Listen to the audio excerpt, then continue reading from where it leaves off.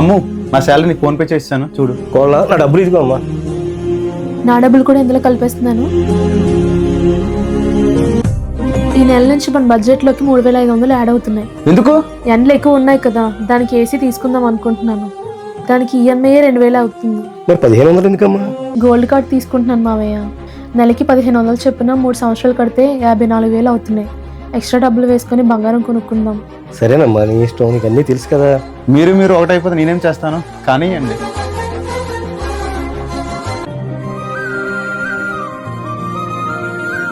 మీరేనన్నా అలాగున్నావు? ఏమైంది? జాబ్ పోయింది నాన్న. అయ్యో అవునా? నువ్వేం బాధపడకరా, ఇంకోటి చూసుకుంది కానీ. ₹1 కూడా దాచుకోలేకపోయాను నాన్న. వచ్చినట్టు ఖర్చు అయిపోయింది.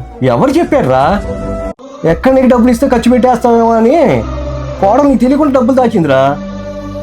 ఇదిగోండి, నేను కొంచెం సేవింగ్స్ చేశాను. దీంతో చిన్నగా ఏదైనా బిజినెస్ పెట్టుకోండి. ఇళ్ళ బాధ్యతగా ఉంటే ఆ ఇల్లు ఎప్పటికీ ఆనందంగానే ఉంటుంది.